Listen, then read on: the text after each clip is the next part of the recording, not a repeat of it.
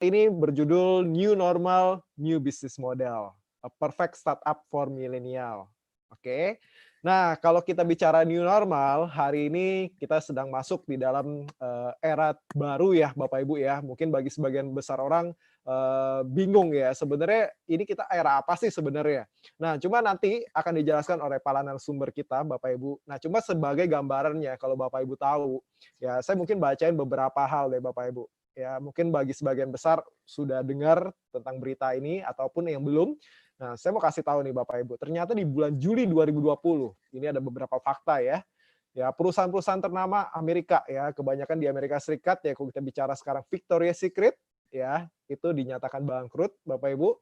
Ya, kemudian Zara itu menutup 1.200 tokonya ya, termasuk perusahaan-perusahaan seperti Chanel, Hermes, ya Patek Philippe, Rolex itu nggak bisa lanjutin produksinya lagi Bapak Ibu. Ya, dengan segala macam perusahaan-perusahaan yang lain termasuk traveling ya. Jadi kalau Bapak Ibu tahu Airbnb pun itu mengatakan ya 12 tahun kerja keras hancur dalam waktu cuma 6 minggu. Ya, jadi Bapak Ibu bisa bayangkan seperti apa dampak dari COVID-19 ini di seluruh dunia itu dampaknya luar biasa. Ya, terjadi banyak sekali PHK dan lain-lain. Oke. Nah, sekarang Bapak Ibu, apa sih sebenarnya tujuan webinar kita hari ini? Ya, jadi kita bertujuannya adalah memberikan insight, referensi dari mereka yang bergerak di industri terkait dan para pelakunya. Oke, nah sebenarnya untuk siapa webinar ini? Ya, jadi untuk semua teman-teman milenial, terutama milenial seusia saya ya, kita bisa bilang ini masih milenial yang lagi mencari bisnis yang tepat, tapi juga bukan cuma untuk milenial saja, ya bisa juga untuk Bapak Ibu yang sedang mencari tambahan usaha untuk membantu keluarga, ataupun untuk para sahabat yang ingin banting setir dari karyawan dan memulai usaha sendiri. Nah, sekarang malah pada siang hari ini, ya beruntungnya nih kita ya Bapak Ibu ada 2 orang narasumber yang sangat luar biasa, ya mereka dari korporasi internasional yang sudah berpengalaman puluhan tahun, baik bekerja maupun sebagai pebisnis dan investor. Nah, siapa sajakah mereka? Oke, nah saya akan tampilkan ya, mungkin kalau Bapak Ibu tadi sebelumnya sudah melihat slide yang pertama. Oke. Nah, pembicara yang pertama yang nanti akan saya undang, ya beliau orang yang sangat kompeten sekali, ya. Nah, yang pertama adalah Ibu Teresia Tristini. Oke. Nah, dengan latar belakangnya sebagai seorang IT director, ya berpengalaman 23 tahun di bidang perbankan, retail dan beauty, ya saat ini sebagai di Body Shop Indonesia dan investor, entrepreneur dan investor. Oke. Nah, pembicara yang kedua adalah Bapak Matias Kasih, ya beliau berpengalaman kerja 22 tahun di dunia sebentar. Di dunia korporasi internasional, ya mantan Direktur Planning dan Logistik PT Unilever Indonesia, mantan Global Unilever Supply Planning Leads, dan beliau juga ada seorang mantan Global Supply Chain Head Pure Eat Unilever Indonesia dan entrepreneur dan global investor. Oke. Nah, jadi kalau Bapak Ibu sudah berkenalan dengan siapa narasumbernya, nah pada sesi yang pertama ini saya akan mengundang pembicara yang pertama Bapak Ibu, yaitu Ibu Teresia Tristini yang akan memberikan paparan mengenai bisnis yang ideal di masa sekarang. Ya, khususnya untuk kita-kita milenial udah bosen nih kerja fixed time dari jam 9 sampai jam 5, ataupun teman-teman yang mau mulai bisnis sendiri, ataupun tadi bagi Bapak Ibu yang mau mencari tambahan penghasilan sendiri, ya sebenarnya konsep bisnis yang ideal itu seperti apa sih? Oke, nah mau nggak sama-sama kita mengundang ya, dan hari ini ada seorang yang luar biasa tadi yang saya sudah katakan, Ibu Teresia Tristini yang akan menyampaikan apa sebenarnya bisnis yang ideal tersebut. Oke, saya serahkan kepada Ibu Teresia Tris. Selamat siang, brother sister guys. Apa kabar? Saya menyapa dengan brother sister and guys karena tadi host Leo bilang bahwa ini adalah untuk milenial ya. Yang saya lihat sekarang nih muka-mukanya muka-muka milenial semua nih. Oke? Jadi umur itu Ya, hanya angka banyak ya. milenialnya Bu Tris. Iya, umur hanya angka. Yang penting jiwa dan spiritnya milenial, benar nggak? So, seminar hari ini cocok untuk semua yang hadir hari ini. Ya, gitu ya Leo ya. Saya juga milenial. Pernah jadi milenial dan selalu milenial dalam hati gitu. So, brother sister, saya akan sharing berdasarkan pengalaman saya dan insight saya selama di bidang di korporasi ya. So, yuk kita lihat dulu, saya sharing screen ya. Sebentar, oke. Bisa lihat kah screen saya? Bisa dilihat? Jadi kan gini ya, setelah pandemi, seperti apakah masa depan saya? Itu pertanyaan semua orang. Dan juga para milenial yang baru lulus kuliah. Seperti apa masa depan saya? Baru saya wisudaan gitu ya. So, ini saya berikan satu video yang sangat menarik. Kita saksikan video berikut ya. Di masyarakat ini ada 4 kelompok manusia. Kelompok pertama, banyak uang tetapi tidak punya waktu. Kelompok kedua, mempunyai waktu, tidak mempunyai uang. Kelompok ketiga, tidak mempunyai uang dan tidak mempunyai waktu. Dan kelompok keempat, mempunyai uang dan mempunyai waktu. Ada di kelompok manakah Anda sekarang? 1, 2, 3, atau 4?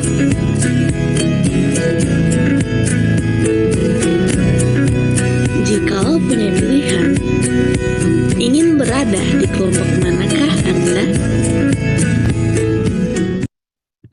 Ya, itu pertanyaannya kalimat terakhir. Akan mau di kelompok manakah Anda? Ini ada 4 kelompok orang ya. Yang nggak punya uang, banyak waktu. Berarti apa tuh? Ya, nggak punya kerjaan nantinya ya. Yang parah adalah kelompok kedua. Sekarang banyak terjadi, seperti tadi Bro Leo bilang ya, banyak perusahaan yang meluncur jatuh ke bawah. Berarti nggak punya uang dan nggak punya waktu bisa jadi ya. Atau banyak uang tapi nggak ada waktu, sibuk banget. Nah, yang terakhir adalah punya uang dan punya waktu yang cukup banyak. Oke, jadi mau di manakah Anda? Sekarang, saya mau sharing pilihan bisnis model yang sebelum COVID itu menjadi pilihan-pilihan yang ada di masyarakat. Oke, seperti apa sih pilihan bisnis modelnya? Satu adalah jual makanan, banyak ya. Kedua, jualan online, punya pribadi. Ketiga, jasa pribadi. Ini adalah orang-orang yang pedagang eceran atau jual jasa pribadi dengan modal yang kecil, 5 juta sampai 10 juta. Salah satu bisnis model, ya. Oke, bisnis model yang kedua, buka kafe. Banyak ya, sebelum COVID banyak sekali itu orang buka kafe. Kemudian online, oke, banyak sekali itu akhirnya, oke, nyicil mobil mau menjadi taksi online atau buka toko kecil. Ini adalah bisnis juga, tapi skalanya kecil. Modalnya kurang lebih antara 20 juta 100 juta. Ya, oke. Yang ketiga, pilihan bisnis model juga. Buka perusahaan. Punya apotek. Buka salon. Ini skala menengah. Modalnya kurang lebih berapa? Modalnya adalah 100 juta sampai 5M. Ya, terutama kalau misalnya buka perusahaan atau buka salon atau buka apotek yang cukup besar. Kemudian bisnis model yang berikutnya adalah buka pabrik, punya fine dining resto atau supermarket. Nah, ini bisnis besar. Terus berapa dong modalnya? Di atas 5 miliar. Oke. Jadi ada yang cuman eceran, ada bisnis kecil, menengah, dan besar. Ada lagi bisnis model yang lain. Apa itu? Franchise kecil, franchise besar, dan franchise yang besar sekali ya. Lihat modalnya. Oke, ini adalah bisnis model yang sebelum masa pandemik banyak dipilih orang. Nah, ternyata seperti tadi Bro Leo bilang, selama pandemik itu yang punya franchise pun pada tutup. Yang pedagang kecil juga itu ya, tidak jelas gitu nasibnya. So, sekarang jadi apa? Apa yang terjadi sejak pandemik 2020? Dan bisnis model seperti apa yang sebaiknya sekarang orang bilang new normal? New normal nih, ngapain ya? Brother, sister, welcome to the new normal. So, sejak pandemi, apa yang terjadi? Ini adalah perubahan behavior. Orang sosialisasi online. Oke? Karena social distancing, karena PSBB, nggak boleh ketemu. Jadi di rumah, tapi saya tetap mau temenan. Tetap mau bisa ketemu dengan keluarga. Makanya berterima kasih kepada teknologi. Berterima kasih kepada internet. Seperti sekarang, ya, kita bisa ketemu karena internet. Karena teknologi, gitu. Yang kedua, belajar juga online. Dari anak SD, SMP, SMA, bahkan kuliah, sekarang online. Guru-gurunya, dosen-dosennya dipaksa gitu ya, untuk bisa memberikan ilmu secara online. Yang ketiga apa? Belanja online. This is a new normal. Yang terjadi, orang dipaksa dan terjadi dalam waktu relatif sangat singkat, banyak yang tidak ready. Oke, dalam waktu 3 bulan, kehidupan kita berubah drastis. Mau nggak mau harus diterima. Ini adalah perubahan behavior. Sekarang, another thing. Welcome to the new normal di bidang ekonomi dan finansial. Mulailah muncul krisis ekonomi global. Saat COVID itu muncul di awal tahun di Wuhan, saat itu tidak pernah diprediksi bahwa akan seperti ini kondisi ekonomi. Ya, kemudian satu persatu negara melakukan lockdown dan lockdown dan lockdown. Saat itu di awal Februari orang masih bilang gitu, oh ya yang kena tuh pasti tourism, yang kena tuh adalah hotel, yang kena itu adalah perusahaan penerbangan karena orang nggak boleh keluar. Ternyata setelah Februari dan 3 bulan kemudian sampai terakhir adalah Juni dan awal Juli, yang kena imbas, brother sister, ini. Perusahaan kecil, perusahaan menengah, perusahaan besar tutup. Oke, so imbasnya apa? Ini yang terjadi sekarang. Oke, welcome to the new normal. Pertanyaannya, are we ready? Oke. Sekarang, oke, saya bisa jadi adalah orang yang kena imbas dari krisis ekonomi global. Bisa jadi adalah kena imbas saya mungkin, atau brother sister, atau teman-teman yang kenal adalah saya sih perusahaan saya belum tutup, tapi bisa jadi adalah gaji saya dipotong, atau saya dirumahkan sementara, tapi saya nggak dapat gaji. Sampai kapan? Nggak tahu. Bisa jadi juga adalah bahwa itu perusahaannya benar-benar tutup. So, dalam situasi seperti sekarang, oke, saya mau cari pekerjaan, sangat challenging sekarang ini. Karena banyak perusahaan tutup, mau cari pekerjaannya di mana? So, kemungkinannya adalah apa? Saya mau punya bisnis. Sekarang, saya mau sharing, bisnis yang ideal itu yang seperti apa sih? Ya, satu, sekarang ini kalau mau punya bisnis harus e-commerce atau digital. Kenapa? Karena tadi orang belanjanya online. Udah sangat nyaman. Sejak 3 bulan terakhir sejak COVID, pertanyaan saya, siapa yang nggak belanja di Tokopedia sekarang? Ya, Tokopedia, Shopee, Bukalapak, Lazada itu sangat menanjak gitu ya. Kalau saya boleh sharing. Saya juga sama, Bu Tris. Saya juga sama. Ya, semua orang belanja di itu ya. Nah, sekarang gini, saya cerita ya. Saya kan di body shop. Nah, biasanya e-commerce-nya body shop itu sehari-hari sebelum COVID, itu sehari ya paling 500 order. Tahu nggak pas COVID sehari bisa berapa? 6.000, 7.000 order. Beratus-ratus, berpuluh-puluh kali lipat gitu.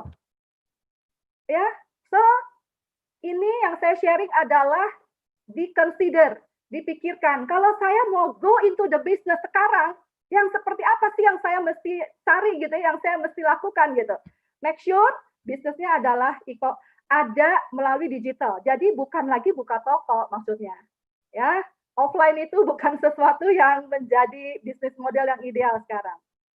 Kemudian harus berkolaborasi.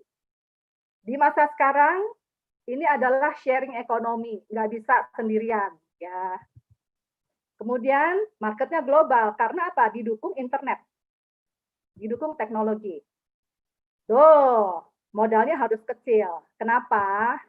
Karena di sini, ini balik bisnis ya, modal kecil maunya hasilnya besar dan resikonya harus kecil. Kenapa begini sekarang bisnis ideal? Karena brother sister, banyak sekali orang-orang yang sekarang mau terjun ke bisnis tapi tidak punya pengalaman bisnis. Pengalamannya adalah karyawan selama ini, gitu ya. Tapi karena nggak bisa kerja, ya udah deh, saya mau bisnis.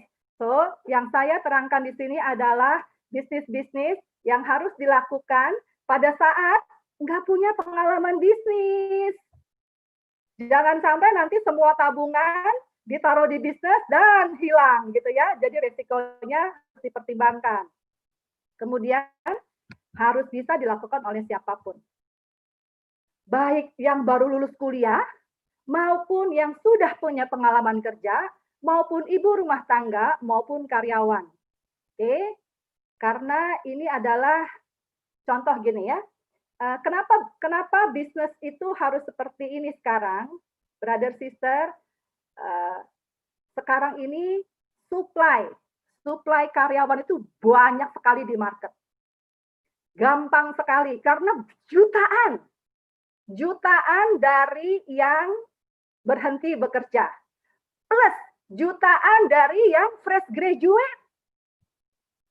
Para fresh graduate harus berpikir bagaimana caranya berkompetisi dan pada saat melamar pekerjaan dengan para karyawan yang sudah berpengalaman.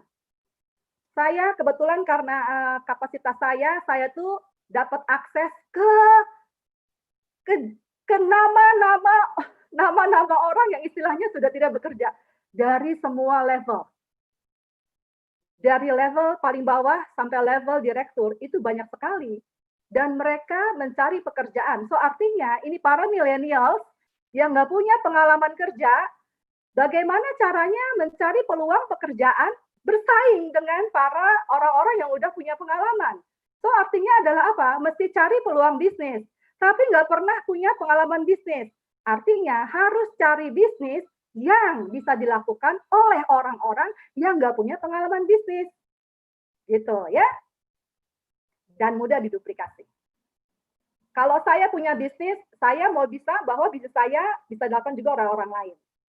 Ya, biarpun saya tidak berpengalaman gitu.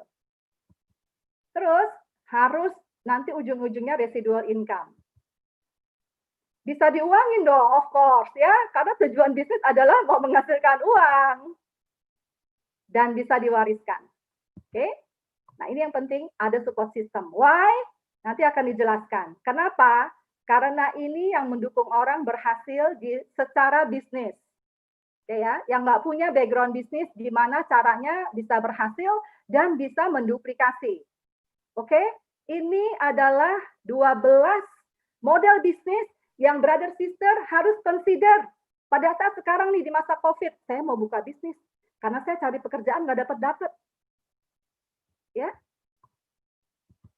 Nah, ini adalah salah satu insight yang saya dapat dari hasil research ya. Perilaku pelanggan itu berubah sejak pandemik dengan topik-topik yang muncul yang berikut ini dan menetap menjadi new normal. Apa itu topik-topiknya? Brother sister, yang saya akan share ini adalah juga harus diconsider pada saat mau melakukan bisnis. Satu, ternyata health and wellness menjadi sesuatu yang sangat dicari orang, benar nggak? Coba pada saat pandemi, cari vitamin C, memperbaiki imun, meningkatkan imun, ya, gimana caranya nggak gampang capek. Dan ini akan menjadi new normal. Jadi nanti pada saat mencari bisnis apa ya yang akan langgeng, yang akan sustain, ya ini. Karena selamanya orang mau sehat dan panjang umur. Nggak cuma sehat, tapi mesti fit, bugar, gitu ya. Kemudian ini harus bisa punya bisnis yang bisa dilakukan secara online, secara digital. Bukan hanya saja pada saat jualannya, tapi ini brother sister harus didukung oleh digitalization dengan video konten, dengan aplikasi. Makanya sekarang ya, selama COVID itu kan dahsyat ya. Facebook, Instagram, WA ya, orang TikTokan. Tahu nggak apa yang terjadi? Ini, akhirnya muncullah ini, local community. Banyak sekali sekarang muncul FB group. Why? Karena orang social distancing, tetapi adalah behaviornya manusia tuh mau berelasi.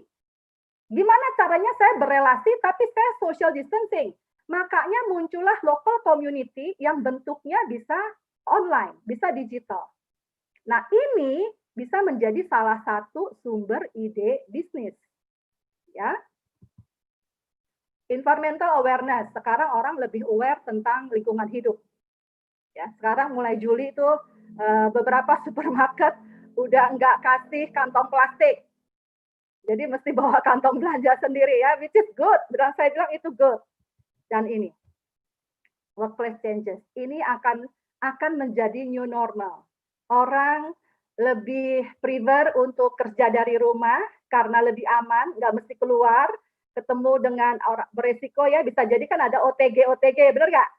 OTG itu bahaya juga loh ya, kelihatannya sehat tapi sebenarnya mereka COVID gitu.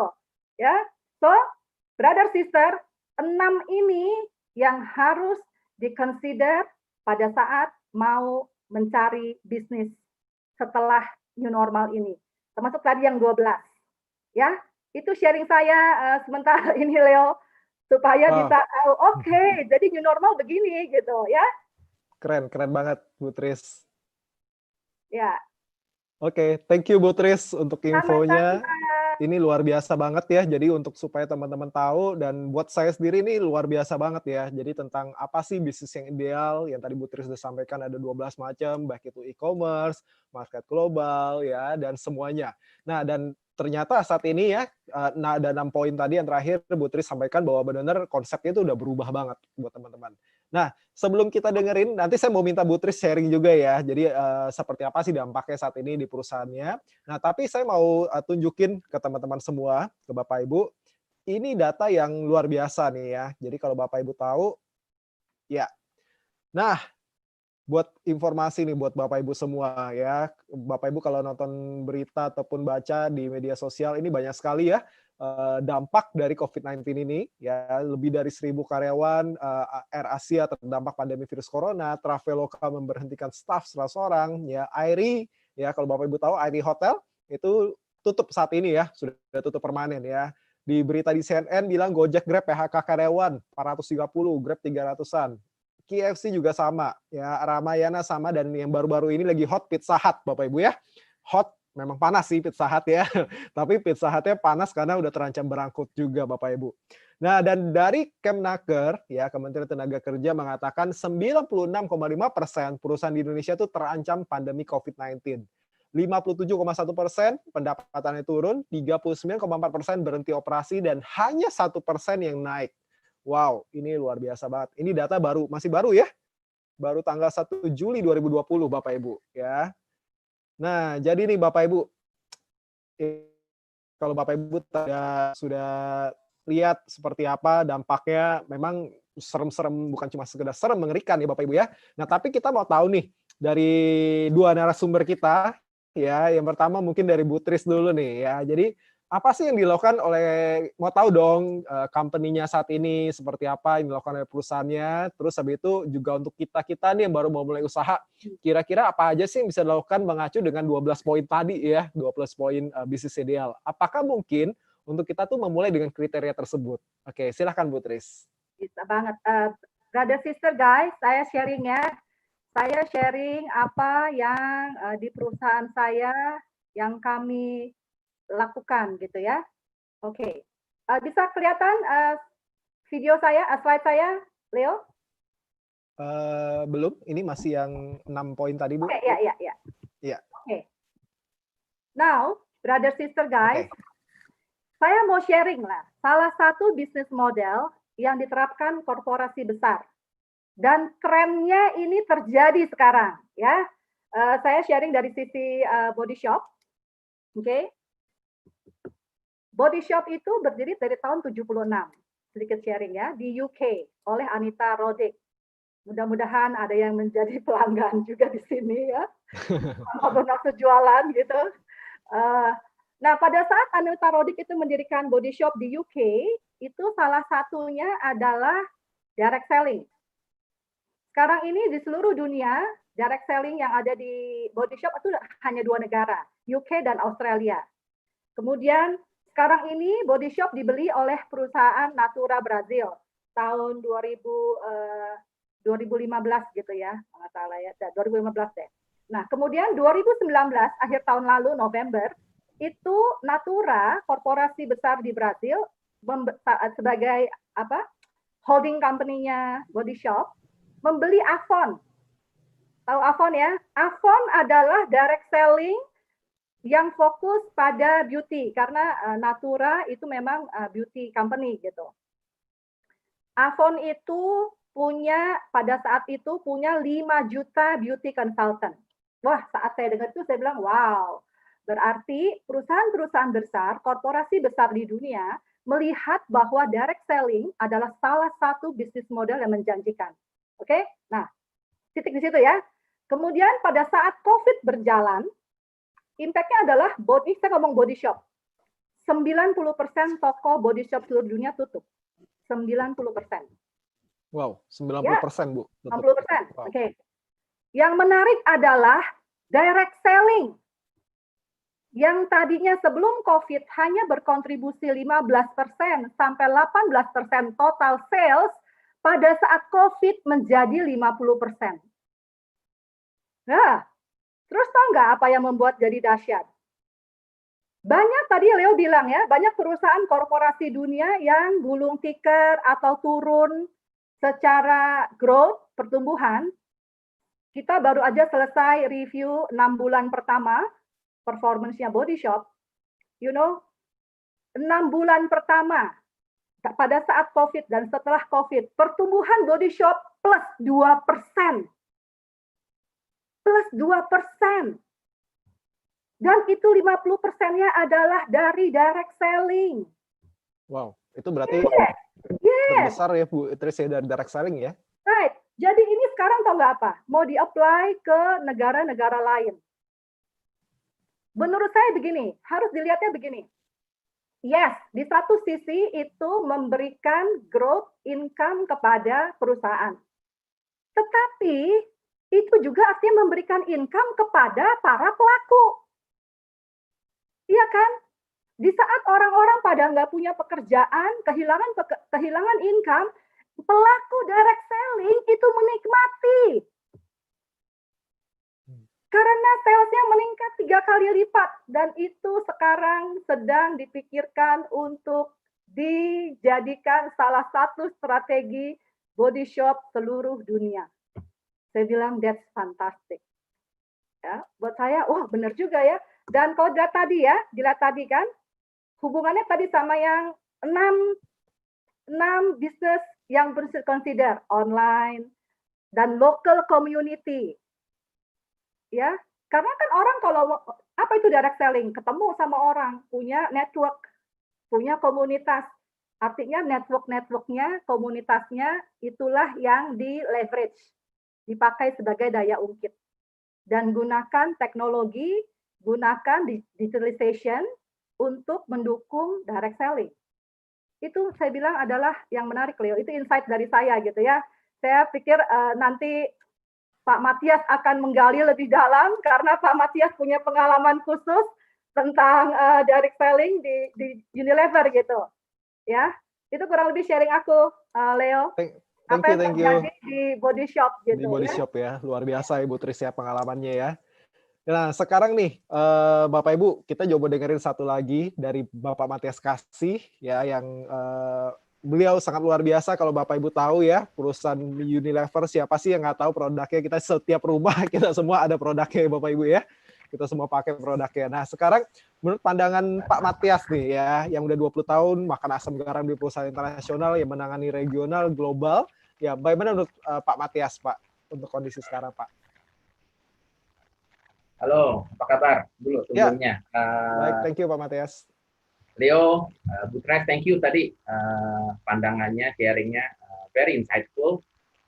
Oke, dari saya menarik banget ya, saya catat banyak sekali. Ternyata Body Shop sekarang adalah salah satu dari yang 1% kalau nggak salah tadi.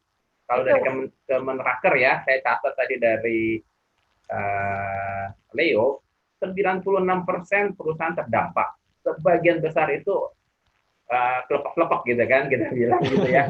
Ya nggak? Tetapi Ya, ada 1% yang growing. Nah, yang 1% growing ini sebenarnya di luar perkiraan saya loh, Butres. Ya, karena yang pasti adalah satu yang pasti growing apa? Farmasi. Ya, bisnis yang bergerak di industri farmasi, kesehatan, ya, nutrisi itu pasti sekarang ini menjadi prioritas, ya kan, kita bayangkan sanitizer dan lain-lain, health apa namanya, mask dan lain-lain. Kemudian yang kedua adalah logistik gila banget, online, betul kan? Itu lebih gila lagi saat ini ya, peluangnya luar biasa, efisiensi yang dilakukan, ya kita bisa lihat. Kemudian apalagi Butri sekarang di industri IT kan, betul nggak? Maksudnya di mengepalai IT. Tentunya IT ini luar biasa, service provider, kita bicara online semuanya lari ke situ. Nah, ini yang menurut saya growing dan mereka sekarang lagi menikmati gitu ya. Tetapi luar biasa kalau tadi Ibu Tris bisa bilang bahwa ternyata consumer goods, contoh produk-produk kecantikan bahkan juga mendapatkan result yang bagus karena mungkin cepat sekali ya, cepat melakukan perubahan. Nah, memang saat ini pandemi enggak sesuatu yang totally di luar dugaan semua orang, betul nggak? Itu hampir 4 bulan doing nggak bisa ngapa-ngapain, lockdown segala macam. Nah, kalau barusan Bu Tris cerita mengenai bisnis model, saya juga melihat bahwa yang namanya bisnis model direct selling ini adalah salah satu industri atau bisnis model yang sangat-sangat menarik untuk bisa dievaluasi, direview, dilihat ke depannya. Kenapa? Pada saat, kalau kita ingat dulu ya, masih ingat mungkin Indonesia krisis 1998, betul ya? Itu yang salah satu yang besar sekali impact-nya. Nah, saya coba melihat kilas balik saat ini, waktu kemarin bulan April, itu jalan-jalanan Jakarta juga kurang lebih seperti itu. Orang jualan di jalanan, ya kan, mencoba berbagai macam usaha. Dan sebenarnya ini adalah market yang sangat bagus untuk entrepreneurship. Di middle up, ya, menengah bawah juga tentunya. Jadi tidak tertutup kemungkinan untuk setiap orang usaha. Tapi poinnya adalah yang tadi Bu Tris bilang itu sangat-sangat bagus. Saya catat ada 12 kriteria ya model bisnis. Nah, saat ini dengan perubahan drastis internet itu sangat-sangat membantu bisnis berkembang ke depannya. Jadi benar-benar harus melihat, kalau pandangan saya juga harus benar-benar melihat dan menggunakan yang namanya online, yang namanya internet sebagai alat bantu kita. Efisiensi sangat luar biasa di situ. Benar, ya. Saya masih ingat 5-6 tahun lalu pada saat mulai usaha sendiri bangun bisnis, ya kan, karena membangun ke luar negeri juga, mau tidak mau ya ke luar negeri, visiting people, ya, ke Afrika, ke berbagai negara di Asia, itu cost-nya besar. Dan itu kan mau tidak mau harus kita put as a business cost. Tapi sekarang, 3 bulan terakhir, basically dengan konteks seperti sekarang ini kita bicara lewat Zoom, lewat berbagai macam aplikasi online, itu kan cost reduksinya luar biasa dan bisnis jalan, betul ya. Nah ini yang menarik. Nah, saya akan share sedikit, kalau boleh di sini buat teman-teman juga dari apa yang kami lakukan saat ini dan sama Ya, kita melakukan beberapa research.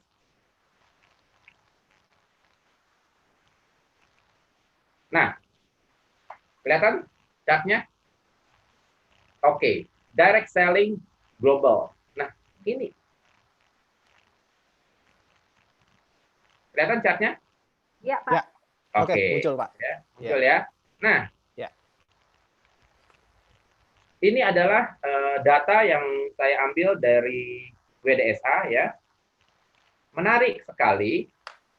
Di sini kita lihat rata-rata pertumbuhan per tahun global itu hampir 3,7%. Global business direct selling. Ini luar biasa. Kita bisa bandingkan sama bisnis yang lain. Dan di 2017, kalau kita lihat bisnis direct selling itu mengkontribusi hampir 190 billion US dollar. Coba dikonversikan ke rupiah deh. Ya, dikali 14.000 itu besar banget. Ya. Nah, kemudian dari sisi uangnya itu adalah 76 billion ya, yang menjadi komisi atau yang menjadi income buat pelaku ya. Jadi individual bisa, corporate bisa, retailer bisa, distributor bisa, semua yang mendapatkan commission 76 billion, very big ya. Kalau dilihat dari 190, 76 itu sekitar 35-40%. Why this is so big? Karena di industri direct selling, karena konsepnya adalah memangkas biaya advertisement dan lain-lain yang banyak terjadi di industri korporasi, mau nggak mau kita menggunakan advertisement yang gila-gilaan, TV dan lain-lain, nah, konsep ini berbeda. Sehingga itu diberikan kepada pelaku, distributor, dan lain-lain. Sehingga jauh lebih besar. Nah, ini bisa kita bayangkan, ya, per hari itu kurang lebih 208 juta US dollar. Kurang lebih 3 triliun loh penghasilannya. Ya, overall dari bisnis. Per hari ya, Pak ya? Hah? Per hari ya, Pak? Per hari. Ya, so is it big or big? Ya, menurut saya sangat besar, dan oleh karena itu kalau kita sudah melihat angka ini, saya pikir this is something yang orang perlu tahu, orang perlu lihat juga, perlu bayangkan, ya. Karena ini menarik. Nah, kedua, sebelum saya masuk ke sini, ya, kira-kira kalau kita ngomong bisnis direct selling, ya, itu kalau kita bicara bisnis direct selling, yang terbesar di mana? Kebayangan adalah pasti di Amerika, betul nggak? Ya, betul. Amerika adalah awalnya, asalnya dari situ. Tetapi kalau kita lihat barusan ini data 2017. Data ini menunjukkan apa? Bahwa ternyata Asia kontribusi 45%. Amerika sendiri masih di bawah 20% saat ini. Artinya apa? Bisnis direct selling global itu di Asia berkembang sangat pesat. Betul nggak? Nah, ini adalah insight kedua, ya, buat kita semua. Kita ada di Asia. Ini adalah insight kedua. Kalau saya telusuri lagi, kenapa di Asia bisa lebih besar? Ternyata, ya, walaupun di Amerika Serikat saat ini kontribusi 18%, tetapi Cina sendiri sekarang sudah kontribusi 18% dari bisnis direct selling. Nah, kenapa? Karena kalau kita lihat mungkin ya, balik lagi, Cina, kalau kita lihat orang-orang Cina kan otomatis pengen jualan, usaha sendiri, ya, daripada kerja di perusahaan atau korporasi. Mungkin waktu itu dan sampai sekarang kan masih sifatnya adalah komunisme dan lain-lain, orang lebih intensif untuk usaha sendiri. Nah, begitu bicara usaha apa? Direct selling adalah salah satu yang menjadi pilihan. Nah, ini berkembang sangat besar. Kedua, di Korea, hal yang sama, ya, perusahaan negara-negara di Asia yang besar kemudian mapan itu ternyata bisnis direct selling ini juga kalau kita lihat sangat besar, ya. Korea Selatan, ya, Jepang itu adalah contoh, ya. Dan kemudian yang ketiga adalah Malaysia dan Taiwan. Indonesia belum masuk di sini. Tetapi apa poin saya? Poin saya justru melihat bahwa this is a big potential. Ini adalah potensi yang sangat besar buat kita di Indonesia untuk melihat ini, ya, karena marketnya sendiri gede banget, marketnya besar banget. Nah, ini bisa menjadi catatan buat kita. Nah, saya sekarang masuk ke poin berikutnya, ya. Oke, sebelum ke sana, saya masuk ke poin berikutnya. Sekarang, kalau tadi kita bicara mengenai bisnis direct selling gitu ya, saya sangat antusias bicara ini. Kenapa? Karena buat saya dan buat teman-teman sekalian yang kebetulan hadir hari ini ataupun ikut lewat YouTube, ya, beberapa poin yang bisa dipertimbangkan. Satu adalah konsep bisnis ini secara tidak langsung, kalau saya lihat dari tadi Ibu Tris jelaskan, itu hampir semuanya tuh masuk. Ya.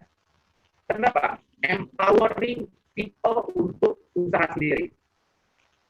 Ya, seperti ini, Leo. Empowering people, artinya setiap individu bisa berusaha, berbisnis. Dan yang penting adalah yang kedua, menghasilkan income yang besar tanpa batas. Tergantung dia mau berkembang seperti apa. Nah, apalagi saat sekarang, karena saya melakukan, ya, dan saya melihat banyak sekali teman-teman yang sekarang juga melihat memanfaatkan kondisi saat ini, teknologi saat ini, kita bisa langsung komunikasi dengan orang di Amerika, dengan orang di Afrika, dengan orang di Eropa, tatap muka seperti ini, dan kita bicara mengenai potensi bisnis. Dan barang bisa kirim from anywhere, karena semuanya online. Nah, tinggal bagaimana membangun mindset, bagaimana membangun pribadi kita. Nah, kembali ke poin tadi, ya, saya mau cerita sekarang pengalaman di Unilever. Ya, pengalaman saya 20 tahun lebih di Unilever itu lumayan punya banyak sekali experience di sana. Dan yang menarik adalah beberapa tahun yang lalu, tepatnya dari 2010, saya dipercaya untuk mulai startup a new business model, yaitu kalau Bapak Ibu sekalian tahu, ya, namanya adalah Pure. Ya, di bawah ini, ya, Pure. Ini adalah minum, ya, tempat minum yaitu alat elektronik tanpa menggunakan listrik dan lain-lain. Cukup tuang air kemudian diminum. Dan ini adalah edukasi. Karena orang Indonesia tidak terbiasa, benar nggak, dengan minum tanpa dimasak. Nah, bisnis direct selling ini bicara mengenai tanda kutip, ya, seperti SPG, harus ada yang bisa menjelaskan kenapa ini bagus.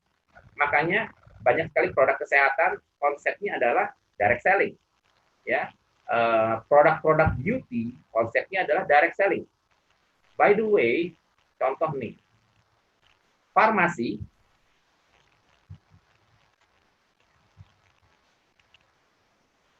ya. Nah, sebentar. Ya. Nah, farmasi, contoh ya, industri farmasi itu larinya kemana? Yang produk-produk tertentu lari kemana? Dokter. Menurut saya ini adalah kurang lebih konsep direct selling. Kenapa?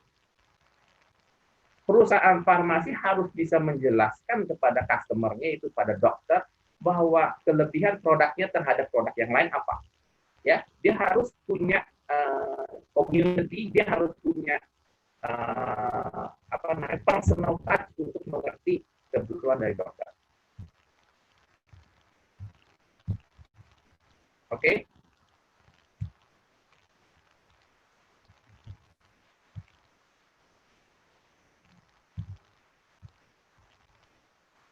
Oke, Leo, suaranya saya masih oke? Ya, oke, Pak. Ya. Nah, ya, balik di sini. Nah, pada saat itu saya mulai start dengan Pure, dan konsepnya adalah bicara mengenai direct selling. Ya, kita bangun infrastruktur Indonesia. Kenapa? Karena di luar, di India sudah start few years back, gitu ya. Di Indonesia kita mulai, kita gabungkan dengan modern trade, ya, langsung masuk di supermarket seperti itu, ya, hypermart seperti itu. Tetapi 50% kita menggunakan direct selling. Dan kita waktu itu saya harus membentuk satu infrastruktur logistik yang terpisah ya, karena produknya berbeda. Sukses, sangat sukses ya. 3-4 tahun berkembang booming sekali. Mulai dari 2011 waktu itu kita launching. By the way, buat sebagian teman mungkin bingung, Unilever yang saat ini kita kenal jualan produk-produk kosmetik, ya, kebutuhan rumah tangga, apa memang menjalankan bisnis jaringan atau direct selling? Ya, ya. Di beberapa negara seperti tadi Chris bicara, kita menggunakan konsep direct selling. Ya, contoh yang di atas ini world class product from Unilever Aviang, ini adalah produk-produk yang dijual, dipasarkan dengan konsep multi level, ya, atau direct selling. Dan ini berkembang besar, ini contoh di Thailand, di India, dan di Indonesia juga produk-produk ini masuk dengan konsep bisnis yang sedikit berbeda. Ya, tapi intinya adalah it works. Bahkan di Unilever Hindustan Lever, saya melihat beberapa data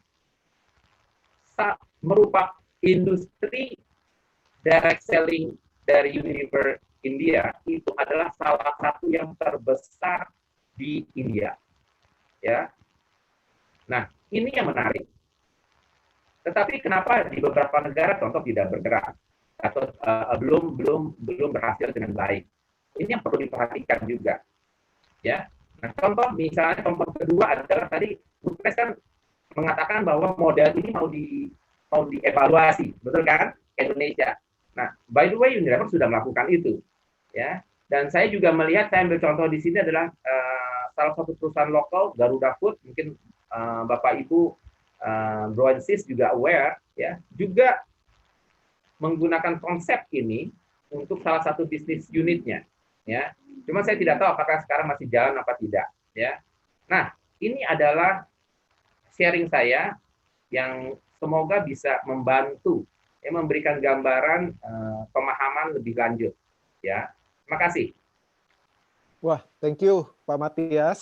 Ya, luar biasa. Menarik ya, semoga ini bisa memberikan insight. Menarik banget, Pak. Menarik banget. Ya, sharing dari Bu Tristi ini tentang Body Shop maupun Pak Matias pengalamannya di Unilever. Ya, itu benar-benar udah buka mata saya dan buka mata kita semua ya. Mungkin buat teman-teman semua di sini di masa saat ini ya, di masa sekarang ini. Nah, tapi boleh nggak diceritakan juga mungkin sama Pak Mat ya, kira-kira apa sih tantangan yang dihadapi kalau kita milih opsi ini ya? Kalau tadi Pak Mat bilang tentang direct selling. Nah, key success factor-nya ini apa, Pak? Ya, mungkin ini banyak teman-teman yang mau tahu nih, sebenarnya apa sih sebenarnya key success factor-nya gitu loh, faktor keberhasilannya kalau kita memilih opsi yang barusan, Pak. Boleh, Pak Matias? Suara saya kedengaran? Cukup jelas? Oke. Ya, oke, Pak. Oke. Nah, beberapa hal, kalau saya bilang, sekali lagi saya sharing berdasarkan pengalaman saya ya. Pengalaman saya dan ini semoga bisa menjadi input, insight juga buat teman-teman semua. Kalau saya lihat adalah bisnis itu kita harus punya pengalaman. Dan setiap bisnis model itu beda-beda. Ya. Kenapa ada bisnis model katakanlah modern trade langsung kepada hypermart, ya, big market seperti itu. Kenapa ada yang lewat distributor, ya kan? Kenapa ada yang menggunakan online langsung? Nah, ini beda-beda. Nah, harus punya expertise di sana. Kalau kita tidak punya pengalaman, tidak punya expertise, kita bisa salah langkah. Ya. Nah, itu yang tadi kalau saya catat poin nomor 12 yang disebut sebagai support system. Ya. Nah, support system ini menurut saya penting sekali. Dalam menjalankan bisnis itu penting sekali. Ya. Boleh saya sharing mungkin di situ ya, sedikit ya, sehingga punya memberikan gambaran. Nah, kenapa support system ini penting pada saat kita ingin menjalankan satu bisnis? Nah, balik lagi saya bilang kalau misalnya kita mau usaha buka toko roti gitu ya, atau misalnya restoran, dengan konsep yang penting saya bisa mendapatkan income sudah selesai. Ya sudah. Tetapi kalau balik lagi, kalau saya ingin membuka satu restoran atau kedai apapun, tetapi punya pemikiran, ini adalah setahun. Dalam waktu 10 tahun saya pengen punya franchise, saya pengen punya cabang 100 contohnya. Dan perlu belajar banyak dan support system itu sangat penting. Ini yang menjadi key highlight ya. Kenapa? Agar bisnis kita itu duplicable dan sustain dan bisa bertahan terus. Harus ada support system ya. Kemudian yang kedua adalah untuk menghindari potensi kesalahan yang sama yang berulang-ulang.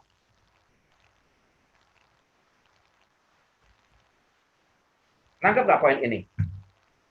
Iya, Pak. Jadi nggak perlu try and error, Pak ya? Tidak perlu trial and error. Nah, sebenarnya konsep ini sudah dipakai sama perusahaan-perusahaan korporasi besar, dan ambil contoh apa? McDonald. Kalau saya mau ngambil franchise McDonald, ya bisa nggak saya cat saya punya gedung dengan warna hijau dan biru? Nggak bisa. That's very standard, harus merah dan kuning. Ukuran burgernya sekian, pemanasan sekian, konsep semua pemanggang dan lain-lain seperti apa, ready, harus diikuti dia. Ada pelatihan training, bukletnya tebal-tebal, semuanya harus dilakukan. Bahkan pemilik franchise mungkin harus pergi dulu ke Amerika, belajar dulu, mulai dari cleaning service dan lain-lain. Kita sering mendengar cerita mengenai itu, betul nggak? Saya yakin di Body Shop juga hal yang sama. Di Unilever saya percaya juga, ya bukan percaya, memang terjadi gitu ya, benar nggak? Artinya apa? Kita tidak tergantung pada orang.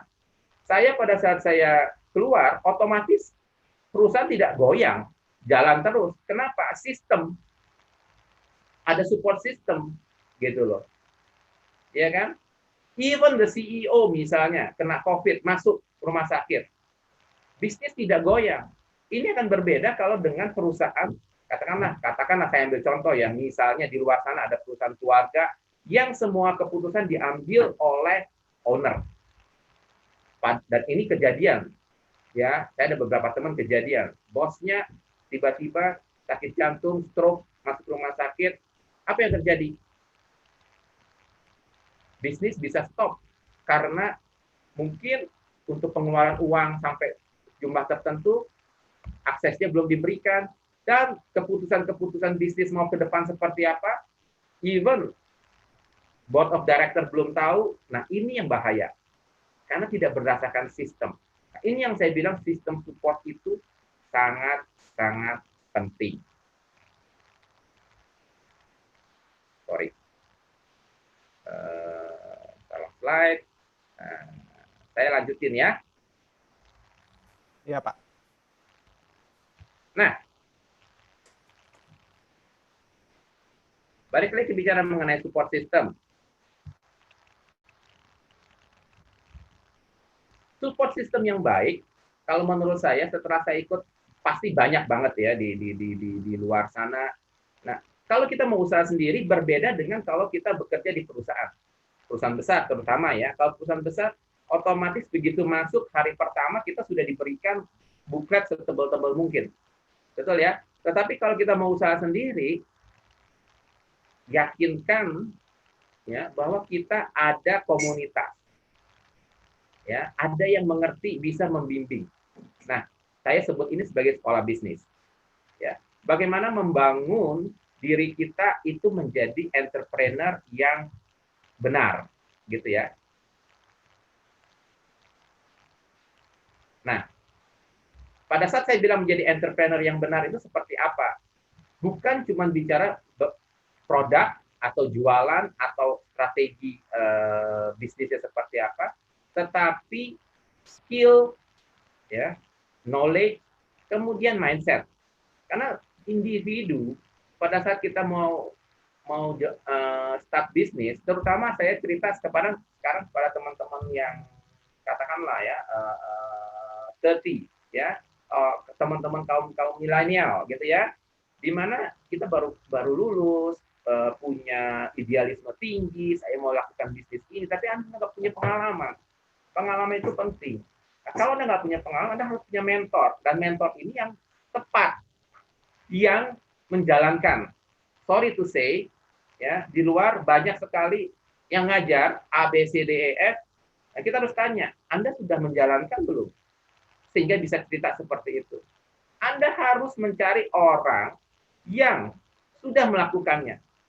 Contoh, orang kalau tanya kepada saya, ya, bagaimana menjalankan organisasi planning atau perencanaan maupun logistik di Indonesia sehingga cost-nya bisa sedemikian murah.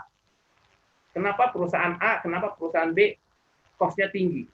Kenapa di perusahaan, contoh di Unilever waktu itu bisa sedemikian bagus, below 5%. Saya bisa cerita. Pure, kenapa? I'm experienced. Saya menjalankannya. Saya tahu komponen-komponen apa yang harus dilakukan secara global. Gitu ya. Detail-detail ada tim yang menjalankan, tetapi yang penting saya tahu. Dan kalau ada perusahaan membutuhkan itu, advice, saya sudah jadi konsultan juga. Ya kan, kenapa? Ini yang harus diperbaiki, ini yang harus diperbaiki. Gitu loh. Evaluasi. Nah, dalam menjalankan bisnis pribadi sama. Temukan partner, temukan orang mentor yang bisa membimbing Anda. Ini penting banget. Catat ini. Karena kalau tidak seperti tadi ya, Bro Leo, itu akan trial error, dibohongin. Tadi Tri juga bilang, saya punya uang sekian banyak, saya mau start bisnis. Bisa-bisa lenyap dalam waktu setahun, 2 tahun, karena kita tidak mengerti. Ya. Ya. Oke, jadi nah karakter, ya, attitude, ini semua penting sekali untuk dibangun. Jadi bukan cuma bicara mengenai technical, hati-hati. Ya, bukan cuma bicara mengenai technical. Nah, menarik sekali kalau saya bicarakan next-nya.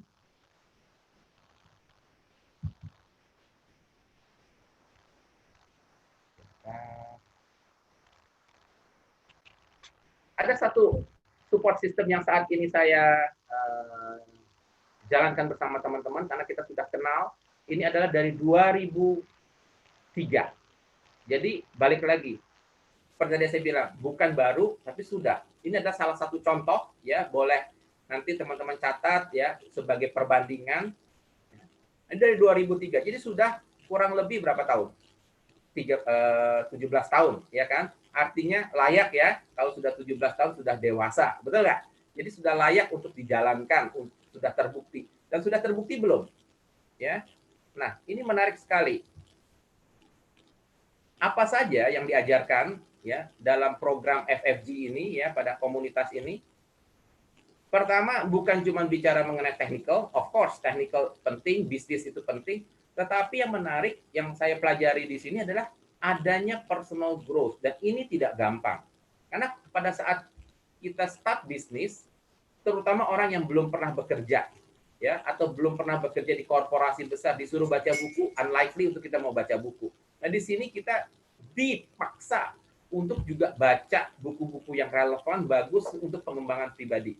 Nah, kedua adalah mentoring program. Mentoring program ini yang tadi saya bilang, ini penting banget untuk membantu seseorang bisa mencapai targetnya, bisa mencapai impiannya, bisnisnya katakan dalam 10 tahun, dia mau punya 10 atau 20 cabang.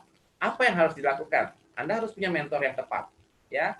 Dan ini juga tidak kalah pentingnya adalah kita harus punya komunitas yang positif. Nah, komunitas FFG ini akan saling mensupport. Nah, ini yang menurut saya beberapa faktor yang penting, yang menarik, sehingga membantu kita individu untuk terus bisa berkembang.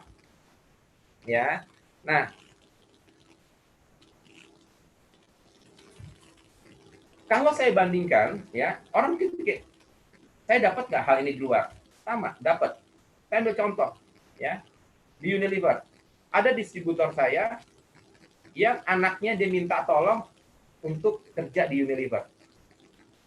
Ya, dan ini banyak. Saya ambil contoh kebetulan karena saya di Unilever dan saya percaya banyak terjadi di manapun, siapapun pengusaha mau anaknya itu kerja dulu di korporasi, apakah itu di Body Shop, apakah itu di Bank BCA ataupun dimanapun. Kenapa? Get the experience. Sehingga pada saat nanti anaknya atau keluarganya atau siapapun balik setelah 5 tahun, 10 tahun kerja, dapat absorb all the information, cara kerja, SOP, bisnis seperti apa, dia bisa terapkan di perusahaannya. Gak ada poin nggak? Itu yang terjadi di Unilever gitu ya. Nah, perlu magang, perlu proses. Nah, ini yang penting kalau menurut saya, ya, salah satu hal yang menarik. Nah, itu diajarkan di FFG. Dan ini menurut saya salah satu benefit, salah satu kelebihan atau value dari FFG. Nah, by the way, FFG ini foundernya adalah Bapak Onggi Gianata, ya. Ya. Nah, menariknya beliau adalah orang Indonesia. Ya, jadi artinya apa? Kita di Indonesia, kita punya support system FFG ini dari Indonesia. Nggak perlu cari jauh-jauh lagi ke luar negeri, contohnya. Ya. Dan ini adalah luar biasa. Kenapa? Karena beliau juga di sini saya ambil contoh masuk dalam majalah Networking Times. Ya, ini adalah salah satu majalah mengenai bisnis, ya, pengembangan bisnis untuk network yang didistribusikan di lebih dari 60 negara seluruh dunia. Ya. Sementara dari FFG sendiri, sejauh ini setahu saya sudah lebih ada di 80 negara. Artinya balik lagi, ini bukan satu support system atau satu organisasi yang hanya ada di Indonesia atau cuma di Jakarta. It's being proven, gitu ya. Next ini adalah contohnya, ini contoh berbagai seminar, pelatihan, development, personal development, ya, yang dilakukan di berbagai negara, baik di Asia maupun di Eropa, termasuk di Afrika, ya, yang sangat berkembang. Nah, saya mau cerita mengenai satu hal.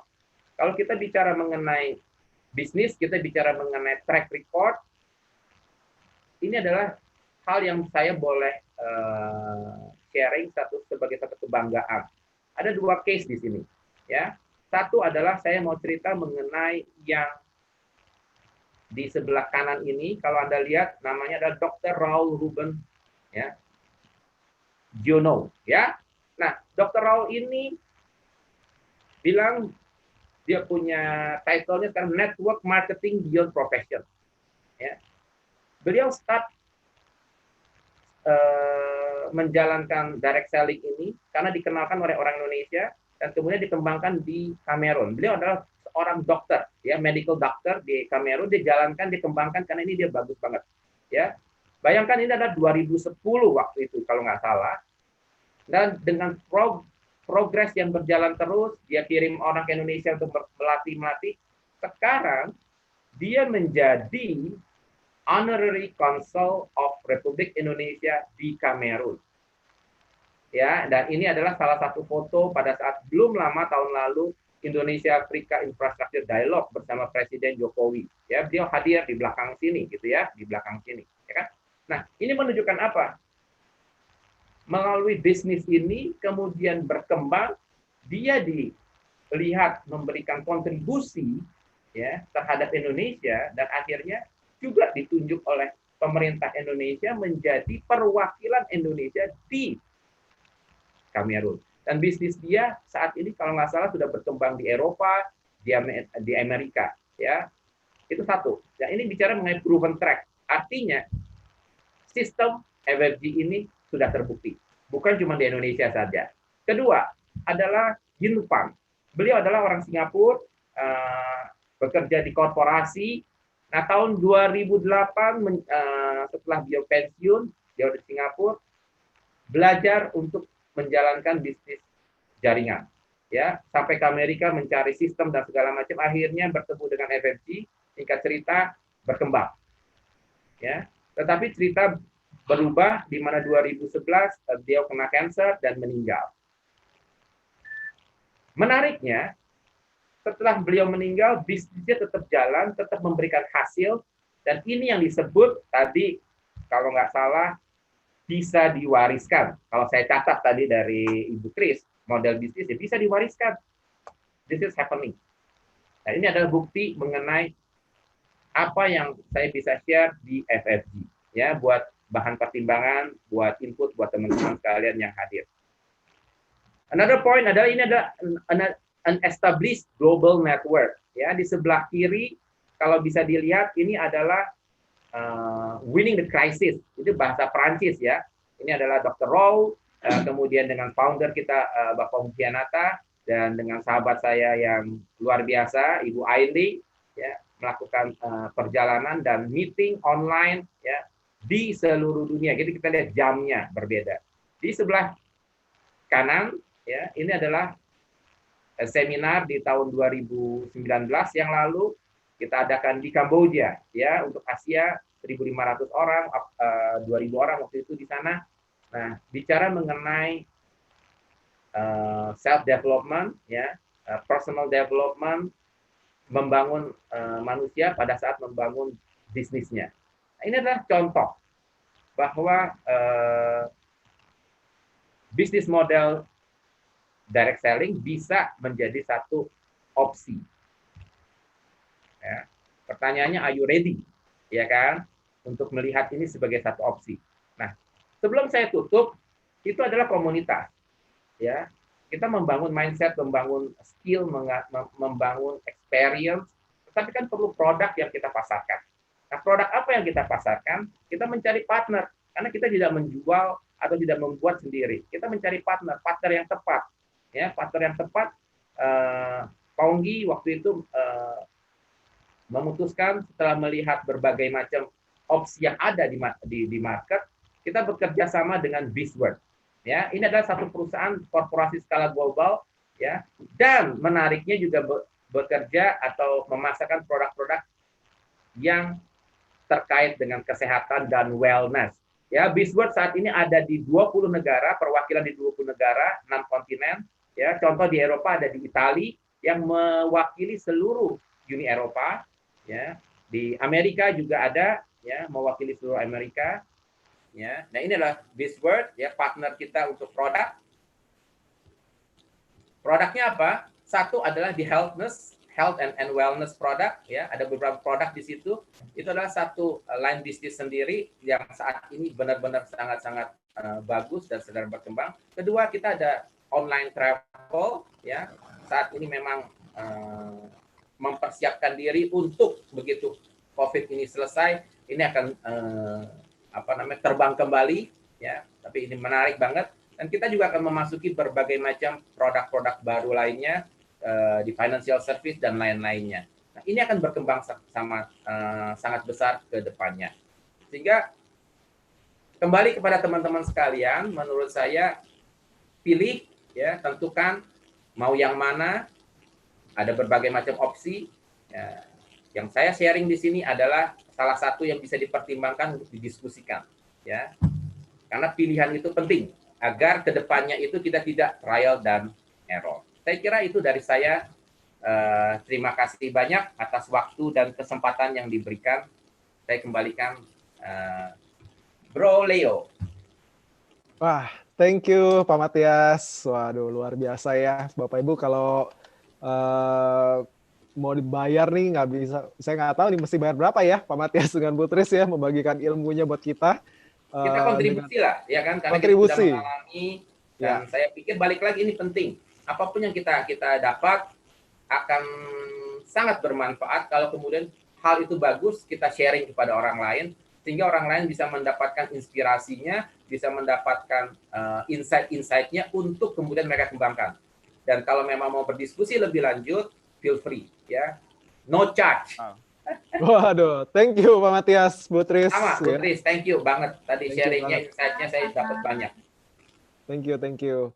Oke, mengingat waktu Bapak Ibu, yang mungkin kita buka 1-2 pertanyaan buat Bapak Ibu yang mau bertanya seputar tentang apa yang dijelaskan oleh Ibu Tris dengan Pak Matias. Ya, mungkin cuma 1 atau 2 aja ya. Kalau ada yang ini saya boleh langsung, Bapak Ibu boleh tulis di grup chat ataupun mungkin di YouTube juga boleh. Ya, di YouTube saya juga lagi buka YouTube-nya. Jadi kalau Bapak Ibu ada yang mau tanyakan boleh kepada narasumber kita ya nantinya ya. Oke. Ya, sambil menunggu. Ya, sambil menunggu nggak apa-apa. Nggak apa-apa. Ini mumpung free. Dan sudah dibuka tuh, siapa saja boleh nanya ke siapa saja katanya. Ya. Oke, nah ada 1 pertanyaan nih Pak. Ini mungkin untuk Pak Matias ya. Pertanyaannya, berapa modalnya Pak Kira-kira bisnis seperti ini modalnya berapa besar ya? Oh, modalnya. Oke. Ya. Modalnya saya kira gini. Oke, kalau ngomong modal nanti sebaiknya diskusi lebih lanjut. Tetapi kalau saya bilang modal itu sangat relatif, Bapak Ibu sekalian. Betul ya, teman-teman sekalian, modal itu sangat relatif. Kenapa? Tergantung seberapa besar bisnis yang mau kita bangun. Tetapi kalau saya bilang industri direct selling ini luar biasa banget karena kita bisa start saat ini ya, kita bisa start dengan uang kurang, katakanlah uang 1 juta, 10 juta, you bisa start. Tapi saran saya agar ini menjadi bisnis yang serius. Karena kenapa? Yang penting itu Bro Leo ya. Ya. Kalau saya bisa start bisnis dengan uang 100.000 nggak? Bisa. Saya bisa start nggak bisnis ini dengan uang 10.000? Bisa. Jualan apapun bisa, bener nggak? Ambil dulu karena Gojeknya 10.000 misalnya. Bisa nggak? Bisa. Tetapi apakah 10.000 itu memberikan value buat saya untuk stay 10 tahun kalau ada tantangan? Mungkin cepet 10.000 udahlah, ongkos bensin lupakan, 1 hari juga cepet lupa. Saya lihat dari sisi itu. Jika start katakanlah dengan 10 juta sampai 50 juta, persiapkan diri karena ini bukan bicara mengenai, ini ada investasi. Investasi, siapkan uang yang cukup, 10 juta oke, yang bisa 50 juta oke, yang bisa 100 juta oke. Betul ya? Sama seperti kita mau invest franchise Indomaret atau Alfamidi, contohnya, kan ada yang kecil, ada yang agak besar. Ada yang di jalan kecil, sewanya lebih murah, ada yang di jalan utama, sewanya lebih mahal. Sehingga investasi kita berapa? Ya, kurang lebih sama. Ya. Nah, tapi kita bisa nanti diskusi lebih lanjut. Yang terpenting adalah tadi mindset. Bahwa pada saat, dan ini penting, pada saat saya sudah investasikan 50 juta, saya harus yakin itu harus berhasil. Nah, FFG di sini membantu, memberikan training, memberikan motivasi, memberikan tools, ya, tapi selebihnya harus dilakukan. Ya, selebihnya harus dilakukan. Gitu ya. Jadi bisa start dari berapa? Start dari 1 juta bisa, start dari 10 juta bisa. Let's talk. Oke? Wow. Luar biasa, ya. Pak Mat.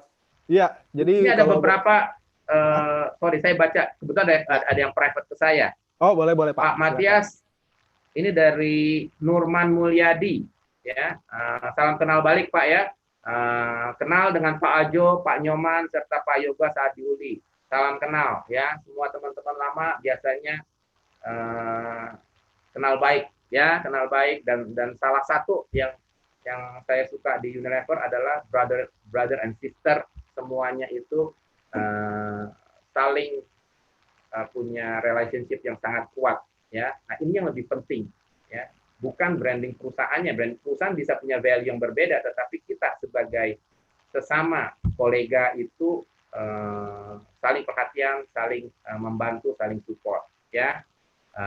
Terima kasih Pak Mulyadi, nanti kita bisa diskusi lagi. Kemudian gini, ada yang bertanya, Bapak atau Ibu A, ya namanya A di sini ya. Mau bertanya, Bapak disebutkan sebagai investor, apa Bapak bermain saham? Ya, saya main saham. Ya, ada saham, ada yang lain juga, ya, ada properti, macam-macam. Oke. Potensi income-nya seperti apa? Ya. Potensi income-nya seperti apa? Tadi saya sudah jawab kalau nggak salah ya. Benar nggak? Ya. Potensi income-nya tergantung seberapa jauh kita mau bisnis ini. Sama seperti, saya balik lagi, sama seperti distributor ya. Nah, kalau di Unilever kita dikasih teritori, ya kan, satu distributor dikasih teritori, dikasih omset, target sekian, ya kan, nggak boleh lebih, nggak boleh melewati teritori, ya, benar nggak? Nah, itu juga nggak mudah gitu ya, itu aja nggak mudah, dia fokus gitu, masing-masing dikasih. Tetapi kalau misalnya daerah tertentu tidak berkembang, biasanya apa yang terjadi? Kamu nggak berkembang, dikasih waktu setahun, 2 tahun, 3 tahun nggak berkembang, ganti. Nah, diganti sama distributor lain, bisa pengembangan dari distributor pertama berkembang.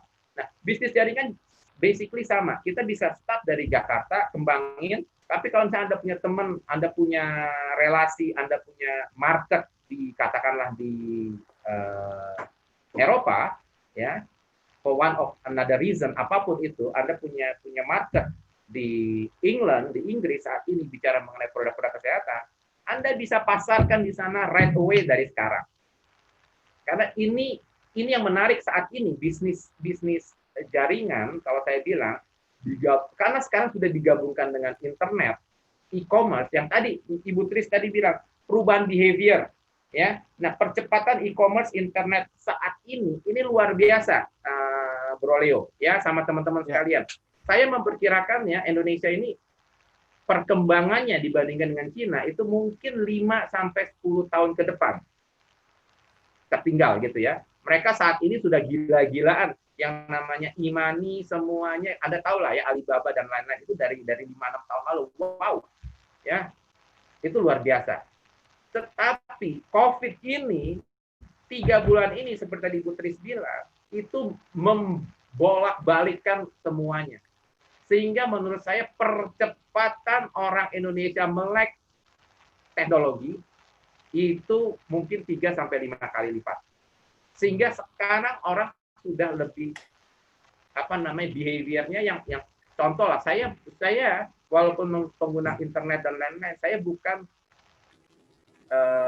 pengguna katakan Tokopedia terbiasa, enggak, masih tetap. Tapi kemarin ini menjadi satu experience pakai Tokopedia, beli barang gitu kan. Ya walaupun sampai sekarang nih contoh nih, sampai hari ini belum kepake, ya kan? Belum sempat gitu ya. Sudah beli. Tetapi dengan experience itu membuat apa? Oke nih ya, cepat nih. Menjadi apa? Nyaman, dan akibatnya apa? Saya akan menjadi terus kan. Nah ini kan proses percepatan. Kalau nggak terjadi ini, mungkin saya 2 tahun lagi baru nyoba. Dan itu banyak. Sekarang semua sekolah sudah namanya online. Betul nggak? Guru dipaksa nggak? Berapa banyak guru yang tidak bisa menggunakan Zoom apapun, aplikasi apapun? Dipaksa nggak? Dipaksa. Iya. Sehingga percepatan. Ya. Nah, boleh saya ada pertanyaan nih, Pak Tegar bertanya, bagaimana di kondisi new normal sebuah bisnis bisa berkembang ekspor atau luar negeri? Barusan saya sudah jawab. Ya kan? Hanya dengan online. Yang penting kita punya bisnisnya, kita bisa ceritakan proposalnya, marketnya seperti apa, potensinya seperti apa. Itu kemudian set a meeting point melalui Zoom, dan itu sudah kami lakukan. Ya, sudah kami lakukan di Eropa, di Afrika. Ya. Dan menariknya ini adalah global supply chain. Artinya apa? Saya menjalankan bisnis dengan modal 10 juta dengan 20 juta, tetapi saya harus melihat perusahaan yang global. Sudah tidak lagi main lokal. Ada potensi, artinya gitu ya, ada potensi global. Dan Bizworld itu global. Kalau tadi sekilas saya cerita, ada 20 perwakilan office atau logistik di seluruh dunia. Artinya hari ini kalau ada saya bisa masuk, apakah itu melalui LinkedIn, apakah itu bisa masuk melalui any business community, ya, masuk ke Uganda contohnya, bicara bisnis dengan siapapun di Uganda, dan langsung kalau confirm harga berapa mereka mau jalankan, mereka punya office, kita akan kontak kantor terdekat kita, ya, saat ini regional office di Afrika itu ada di Uganda juga, mereka bisa kirim, ya kan? Nah, that's the business, ya. Sorry tadi Tris ada yang mau. Iya, thank you banget Pak Matias ya. Saya banyak belajar nih dari korporasi besar gitu ya tentang dunia direct selling. Saya sempat bilang gini, brother sister guys, direct selling itu istilah milenialsnya adalah dropshipper, affiliate marketing. Itu ada sama sebenarnya direct selling. Ya kan Pak Mat? Istilah kerennya kan itu ya, dropshipper and affiliate marketing. kalau sekarang itu sangat menjadi tren yang seperti Pak Ahmad bilang gitu, orang Amerika ngomongnya dropshipper, affiliate marketing, ujung-ujungnya dapat komisi kan gitu. Direct selling sama aja. Ya, so again, yang tadi Pak Matias bilang, pada saat jadi dropshipper, affiliate marketing hanya menjadi sales force. Direct selling hanya menjadi sales force, pasukan penjual. Tapi di FFG, kalau saya tadi dapat belajar dari Pak Matias, correct me if I'm wrong ya Pak, bahwa bukan hanya menjadi penjual, tapi dilatih menjadi bisnis, pebisnis. Benar ya Pak? Absolutely, absolutely. Jadi Ya. yang tadi saya bilang bahwa kita, karena saya menjalankan bisnis ini, saya mentoring teman-teman, yuk sama-sama gitu kan. Contoh sebagai dokter gitu kan, dokter muda dia harus praktek kan, operasi orang, didampingi sama dokter senior, caranya seperti apa, seperti itu ya kan. Dan pada saat kunjungi pasien kan seperti itu. That's the mentoring. Nah, di bisnis, unfortunately kadang-kadang kita jalan terobos sana terobos sendiri karena jalan sendiri. Nah itu saat ini udah bukan zamannya. Tadi kan sama, Ibu Tris kan bicara, zaman sekarang adalah zaman kolaborasi, zaman affiliate. Kalau zaman dulu tahun 70, bapak saya usaha ya kan, sebisa mungkin dia nggak kasih tahu orang lain supplier dia, bahaya, saingan, bener nggak? Saya restoran, saya nggak kasih tahu resep. Sekarang resep orang justru kasih tahu kemana-mana, betul nggak? Totally different game change. Oke? Right. Ya, jadi menurut saya memang ini saya ngomong dari sisi IT ya, teknologi ya, manfaatkan internet sebagai daya ungkit, gitu. Makanya kenapa tadi ada yang tanya, bisa nggak sih jadi bisnis global? Bisa banget. Bisa promo lewat sosial media, Facebook, YouTube gitu ya. Saya bilang ini adalah memang eranya untuk punya bisnis sendiri dan kita bisa belajar. Gitu ya, Pak Mat? Ya. Thank you so much untuk sharingnya nih siang Ada ini. pertanyaan nih, saya langsung di sini aja ya dari saudara Edwin Nova Malik, ya kan? Apakah brand satu produk memiliki pengaruh yang besar untuk meraih kesuksesan dalam menjalankan konsep bisnis berbasis direct selling? Brand is one thing, ya. Yang paling penting adalah produknya sendiri itu manfaatnya ada nggak? Karena it tells. Kalau produknya bagus, ya kan, tinggal bagaimana kita memarketkan ini. So number one, product quality is the must. Ya, product quality is a must. Kedua adalah siapa yang memarketkan ini.